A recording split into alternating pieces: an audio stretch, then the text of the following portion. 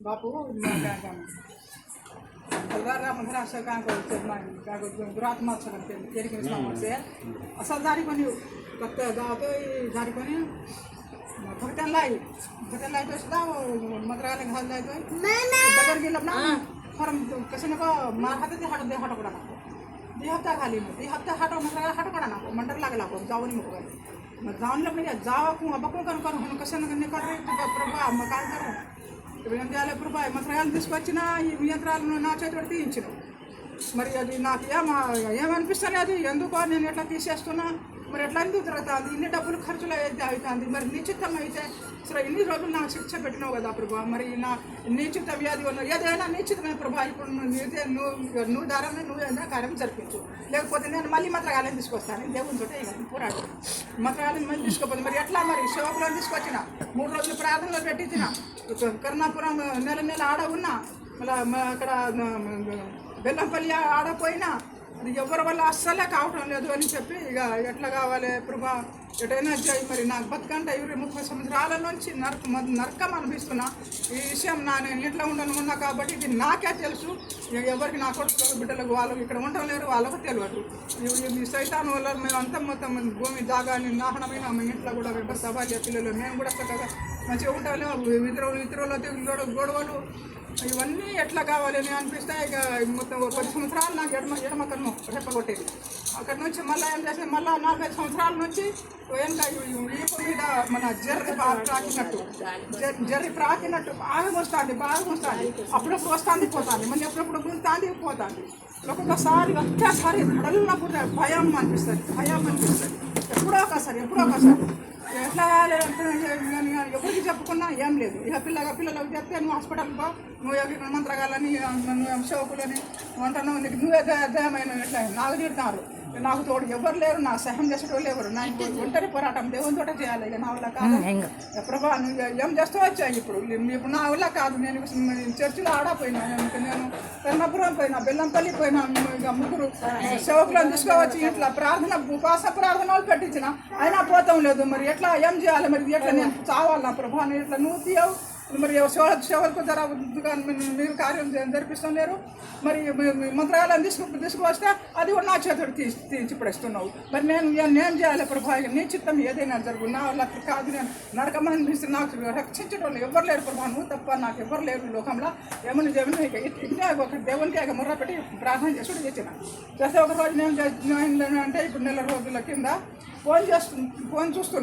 చూస్తుంటే అమ్మగారు మన పాప వీళ్ళిద్దరు అందులో వాళ్ళ సాక్ష్యం వీళ్ళమన్నీ మొత్తం నేను విన్నా వాళ్ళ ఫోన్ నెంబర్ వరుసగా అంతా చూసిన వరకు నాకు మనసులో ఎందుకంటే అది నిజం అనిపించింది అది నిజమే ఇక దేవుడు చూపించిండు ఇప్పుడు ఈ దూతిలో నేను ఇంటికాడ పంపుతున్నా ఆ దయాలను నేను ఇళ్ళగొడుతున్నా నువ్వు అని చెప్పేవరకు నేను నా మొదలు నేను అట్లా అనుకున్నా నా మనసులో అనుకొని ఎట్టయినా కావాలి ఇప్పుడు ఇక నాకు దేవుడే చూపించిండు ఇది అనుకొని నాకు నమ్మకం అనిపించింది ఆ ఫోన్లో సాక్ష్యం ద్వారా అమ్మగారు చేసిన ఇవన్నీ నేను వినే వరకు ఇక ఎట్లా కావాలి మళ్ళీ ఫోన్ చేయాలి నా చేయవద్దా ఎట్లా వాళ్ళు మాకు పరిచయం లేరు హైదరాబాద్ అని అంటారు మరి ఎట్లా నాకైతే నమ్మకం అయితే అనిపిస్తుంది ఏమైనా కానీ దేవుని చిత్తం ఇది కావచ్చు అనుకొని నేనేం చేసినాను అంటే సరే మీకు ఏదో భయంగా అమ్మగారితో ఇక ఫోన్ చేసే వరకు అమ్మగారు ఇట్లా మీరు మీ ఫోన్లో నేను చేసిన మా 20 సంవత్సరాల నుంచి బాధపడుతున్నాం ఇద్దరు ఆత్మల వల్ల మా మీద చేతబడి చేసి మాకు పంపిణీ మేము ఆగమాగలేను అమ్మగారు మరి మీ ద్వారా ఏమైనా కార్యం జరుగుతుందని నాకైతే నమ్మకం ఉన్నది మీ సాక్ష్యం ద్వారా అని చెప్పి నేను ఫోన్ చేసిన అమ్మగారు చేస్తే సరే అమ్మ మేము వస్తాం మరి అక్కడ రావాలి మరి కారు మేమైతే ఇక బస్సులకి ఇస్తాం మేము రాలేకపోతాం మేము కారులో అయితే వస్తాం వచ్చి నీ ఇంటికాడ వచ్చి మేము కార్యం జరిపిస్తాం ఆ దయ్యం ఎల్లగొట్టేది ఆ దేవుని బాధ్యత అది మాకు తోలుతాడు దేవుడు దాని ద్వారా మీకు కార్యం జరుగుతుంది అని చెప్పి అమ్మగారితో మాట్లాడేసరికి సరే అమ్మగారు రండి ఎప్పుడు వస్తారు రండి అని అమ్మగారు వచ్చిపోయి ప్రతి అమాసాను ఇట్లా ఉండవద్దు అక్కడ చర్చిలో నా దగ్గర రావాలి హైదరాబాద్ అని చెప్పింది అది నేను ఒక్కదాన్నే రాలేను హైదరాబాద్ ఎక్కడ ఏంది నేను ఎట్లా పోను అని చెప్పి నేను మనసులోనే అట్లా అనుకొని ఇక సరే దయాకర్ ఉన్నాడు తోడని చెప్పి ఇక దయాకర్ని తీసుకొని అమావాస్య నాడు మళ్ళీ అక్కడ అమ్మగారు ఇక్కడ వచ్చి పోయినాక నేను అమావాస్య నాడు మళ్ళీ అక్కడ ఆడపోయినా అమ్మగారు దగ్గర పోయినా అక్కడ ఈ అమ్మగారు వచ్చి పోయారు ఇక వెనక ఆ రోజు అంతా మొత్తం ఈపు గుంజుడే విపరీతంగా ఈపు గుంజాను ఎందుకు గుంజాను అంటే వాళ్ళు ఎందుకు తీసుకొచ్చినా ఇప్పుడు నేను నాకు వెళ్ళకూడతారని అనుకోండి. అది శక్తులు దురాత్మలు గుంజుతున్నది, బాగా గుంజుతున్నది, బాగా ఇబ్బంది పెడుతుంది, మొత్తం మస్తు గుంజుతుంది. మీరు వచ్చిపోయారు వెనక రోజు అంతా ఇబ్బంది పెట్టింది, నాకు పనిష్మెంట్ ఇచ్చింది.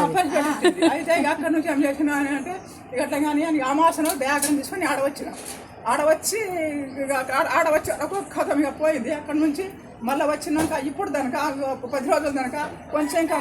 కొంచెం మెల్లగా గెలుపుతుంది ఎప్పుడప్పుడు. ఇప్పుడు అక్కడ నుంచి మళ్ళీ మీద నాకు వదిలిపెట్టింది లేదు, నాకు వదిలిపెట్టింది. కానీ ఇప్పుడు ఇంట్లో అయితే ఉంది, అది పోవాలి అమ్మగారు, అది కూడా పోతుంది నా నమ్మకం ఉంది. మీ ఒంట్లో నుంచి అయితే మాత్రం విముక్తి వచ్చింది. నా మీద నుంచి పోయింది, నా మీద నుంచి దిగిపోయింది. నాకు వదిలిపెట్టకుండా ఉంటుందా, అది వదలది అని నాకు. ఆమేన్, హల్లెలూయా, దేవునికి స్తోత్రం. ఇప్పుడు నాకు ఈ భుజము గుంజుడు పారుడు తక్కువైందని అది ఇట్లా రాసుడు తక్కువైంది, భుజం అంత తక్కువైంది అని చెప్తున్నా కదా. భుజం అది మన జర్రి ప్రాకినట్టు బాగా కూస్తుంది, ఇబ్బంది పడుతుంది నాకు. అది మాకు తగ్గింది. అక్కడ అమాసన ఆడ పోయినప్పుడు చర్చిలో అక్కడనే తగ్గింది. దానికి అక్కడ ఏం లేదు. అంటే చాలా మంది రారు, చెప్తే జరగదాయితం అంటే అది ఒక్క సాక్షి మనసులో మేము పోవాలి అనే ఆశ ఉంటుంది వాళ్ళకి. లేకపోతే మొండిగా వాదిస్తారు, మేము రాము అంటే రావాలి. మరి ఏం చేస్తాము? దేవుని సన్నిధానం కోసం వేరే చోట్లకు పోయి ఎట్లాగో మనం దేవుని సన్నిధానంలో గడిపితే దేవుడు మనకు కార్యాలు చేస్తాడు.